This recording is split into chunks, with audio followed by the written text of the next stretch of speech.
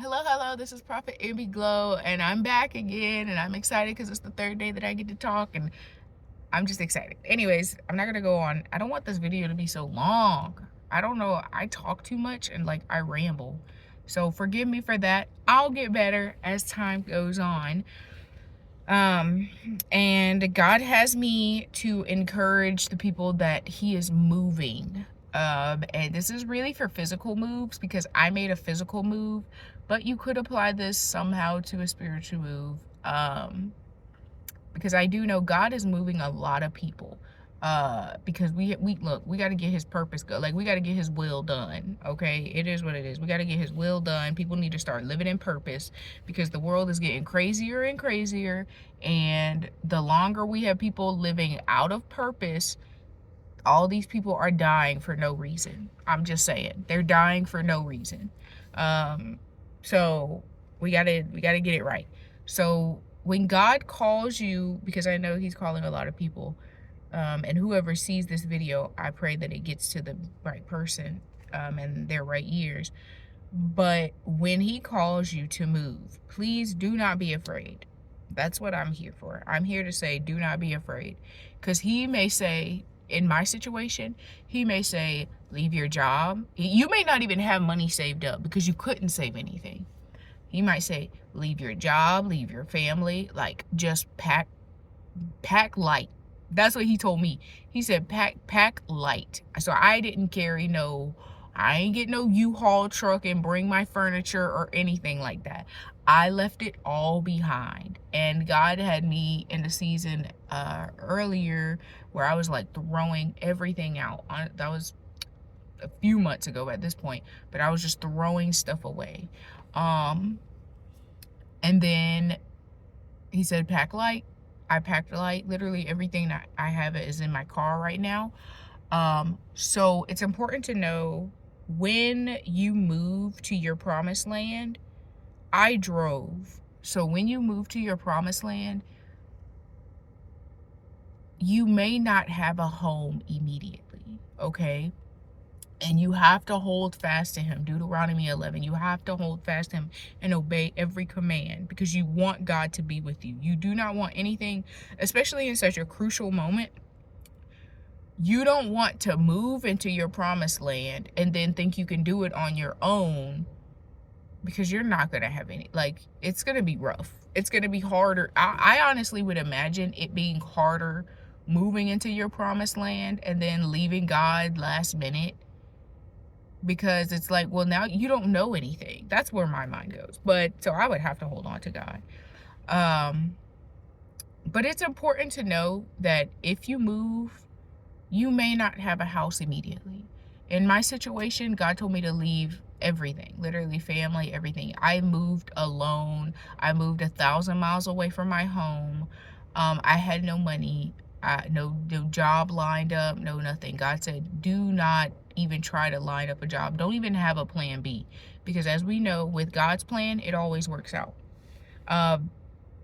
So I'm really here just to like comfort that, and there may be people who are already homeless. Like there may be people who have already moved into their promised land and they're homeless pretty much like me. I've been living in my car for over a week. When I first came here, I was living in hotels.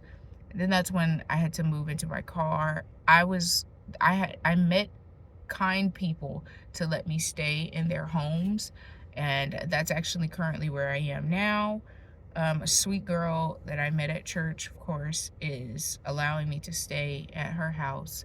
And honestly, I just want prayers. I want prayers to, I'm comfortable and I love it there. But I really want prayers to allow God to give me my own things, because I know it's a pride thing that He's built like burning out of me. But I completely understand that now that I've went through it, I will literally be the first one when someone needs help. You know what I mean? Like when someone needs a place to stay, I'm going to be the first one to jump to it. Because it's not fun. Like the first few days, it was like 2 or 3 days. It was miserable. Like I was miserable. I didn't want to do it at all. I was like, God, why do I have to go through this and all these other things? And he was gracious and loving enough to let me sleep through the night without having me to wake up and start, like, you know, praying out, you know, in the middle of warfare. Like, he's been taking care of me. And then after that, like after the first few days, that's when he started waking me up in the middle of the night, and I had to like get up and pray and, you know, do those things. But it's important to know, you know, Isaiah 43:2, that no matter the situation, God is with you, okay? You know, when you go through the waters, I will be with you. When you go through the rivers, you will not drown. When you go through the fire, it will not burn you up, you know? Like that, you have to keep saying that. And I made a video on it, so you should probably go back and look at that. But so it's going to be hard, but remember that God is with you and he's carrying you through it all. Like, he knows how much you can take. And even when you feel like you're just about to give up, know that in that moment, God is carrying you through. Okay. So for me to like accept the realization that I am actually homeless, you know what I mean? Like, I'm actually homeless, to accept that, it's been really hard, because it's like, oh, wow. But I live my life, if you know my testimony, I live my life by Psalm 23. That's how God called me. That's my beginning. That's like the first thing that I ever like held on to in the Bible. Like, that Psalm 23 is my thing. And I'm gonna go ahead and read it just because of this. That's actually what I want to talk about. The Lord is my shepherd, I shall not want. He maketh me to lie down in green pastures. He leadeth me beside the still waters. He restoreth my soul. He leadeth me in the paths of righteousness for his name's sake. Yea, though I walk through the valley of the shadow of death, I will fear no evil. For thou art with me, thy rod and thy staff, they comfort me. Thou preparest a table before me in the presence of mine enemies. Thou anointest my head with oil, my cup runneth over. Surely goodness and mercy shall follow me all the days of my life, and I will dwell in the house of the Lord forever. And I just like, I guess I kind of just wanted to talk. We know, look, God is our shepherd. We are the sheep, and we just follow him. And when you're really following God, even when you're in a valley, even when you're in, you know, the valley of the shadow of death, whatever that may be for you, like, he will comfort you. And there's a rod in his staff. He comforts you. And you will not want for anything. You will be content. And that's actually kind of where I've been. Like, I've actually been like, okay, even though I am homeless, I am like, I'm content, because God has been taking care of me. I have like a little space that I like park at and I can sleep at. You know what I'm saying? Like, it's like things that I'm like grateful for, that God, and I know God protects me because I'm under his will. As long as you're under his will, you are safe. Okay. And so in this season of my life, I know he's making me lie down in green pastures with no job. He's just like, focus on me. Okay. You know? And that's hard. That's hard for a lot of people, and me. But he's making me lie down in green pastures, and then he's leading me beside still waters. So it's been a peaceful journey, right? Like, it's been a really peaceful journey. It's been a really peaceful journey, and my cup really is running over. Like, it's overflowing. I'm like, the fact that I even get to sit here and talk and be happy and like just love God so much, y'all, oof. Oh my goodness, that's how you know it's him. I'm just saying, I love God so much. Can't nobody tell me, ooh, can't nobody, when I say y'all, can't nobody take the love away from God, like my love away from God, like, anyways. But like, the main thing is, if you're homeless, when you're moving into the promised land, I want you to know, if you're under the will of God, I have to repeat this, you know, surely goodness and mercy shall follow me all the days of my life, and I will dwell in the house of the Lord forever. I will dwell in the house of the Lord forever. I will dwell in the house of the Lord forever. In Psalm 24, this was so good because I was literally like, okay, God, I actually want a verse that says what I'm about to like say. And literally he was just like, okay, we'll continue down to Psalm 24. If you read the first verse in Psalm 24, the earth of the oh my goodness, sorry. The earth is the Lord's and the fullness thereof, the world and they that dwell therein. Okay, the earth is the Lord's. Okay, this is his house. You know what I'm saying? The earth is the Lord's house. Like, yes, he dwells in the heavens, but the earth is his. Okay.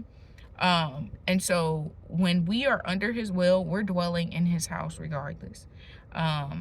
We're dwelling, yes, and they that dwell therein. And so we're in the fullness, right, of God. We're in the fullness of God. We're under his will. His house is literally the earth. So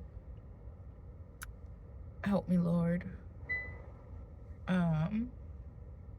So wherever we go, no matter, like, though we don't have a physical roof over our head, I promise you, God will make a way to protect you. You need to remember, like, I like to say that in reality, I am homeless. Like, in the physical, I am homeless. In the spiritual, I'm not homeless. I dwell in the Lord's house. So I'm always protected. If God needs me to wash clothes, I just go to the laundromat. That's his laundromat. You know what I mean? If I need to shower, I'll go to the gym. And, you know, I make ways because the earth, everything in the earth is God's. If he tells me to go somewhere, that is where I will go. And because that's where the provision and the protection is. Okay? You always want to stay in the will of God. Yes, it may feel uncomfortable going to the gym and showering if you need to, but if God tells you to go there, because that's where he's telling, look, that's his. Look, he's like, go shower in the gym. Like, that's where I'm telling you to go there. You will have protection there. You will be safe there when you go shower. Please go shower. You know what I'm saying? Don't be walking around stank just because you don't have a bathroom. Like, just go. Okay, just go. So yes, so he sends provision, and even he'll use vessels, other people's homes. That is God's home. Like, that, everything in the earth God owns. Y'all have to remember this. So even though you're in a season with like a no physical roof over your head, know that you dwell with God. You dwell in the house of the Lord. And I also wanted to go to Matthew 8:20. For me, this was something that I needed to hear. Because it's like, oh, I don't want to be homeless. That's actually, I'm gonna just go ahead and tell you like it is. That's a pride thing. So if you also kind of is going through that, that's an image and a pride thing, and God will break that out of you. Because you have to humble yourself. Jesus literally modeled humility, okay? To be the one who, oh, Jesus, help me with words, because I'm not good with words. The greatest in the kingdom of God is the highest servant. You have to be a servant. You have to humble yourself. And it's important to remember that humility is not an insecurity. You do not lower your worth, okay? No, you are who you are. Like, God made you. You're wonderful and fearfully made. God made you. You are literally made in his image. But you do not exalt yourself, okay? You don't make yourself, oh, I'm better than this person. And oh, like, come on. You know what I'm saying? Have humility. But God gave me Matthew 8:20. And actually, I want to read 18 through 20. And the title of this section, I'm reading King James. It says, what it takes to be a disciple. As you know, we are modern day disciples. So now when Jesus saw great multitudes about him, he gave commandment to depart unto the other side. And a certain scribe came and said unto him, Master, I will follow thee whithersoever thou goest. That's literally us, right? We're like, look, bet, Jesus, I got you, I'm following you, right? And Jesus will say to you, okay, do you really want to follow me? Because, you know, it says, and Jesus saith unto him, the foxes have holes, and the birds of the air have nests, but the Son of Man hath not where to lay his head. He ain't got no house. You gonna still follow him? So that's what I'm saying. It's gonna take something. And you have to have humility, because guess what? You're not greater than Jesus. You're not greater than Jesus. If Jesus did it, you can do it too. So that's just, I just wanted to say that. But as we know, and like I said, you can read about all the disciples. All the disciples, literally, he was like, follow me, and they just followed him for the most part. Like, that's all I really wanted to say. Like, just whatever you do when you're going through the hard times as you're walking into your promise, just my biggest thing is to not leave God. Like, please do not leave God. We have too many people that when it gets hard, they're like, oh no, I can't do this God thing. But like, what? That you never had a relationship with him. Because you have to, like, when you truly love God, y'all don't understand. Like, when you truly love God, you about to be like, I bet I got you. I got you. And I'm not saying it's easy, because I be kind of arguing back too. I be like, Lord, please don't do it. Don't do it. Like, but I do it because I know he knows what's best for me. And I ain't trying to be in the wilderness for 40 years when it could take 11 days. Okay? Don't be like the Israelites. Okay, we got it. Okay. But that's all I wanted to talk about. It's already been 17 minutes.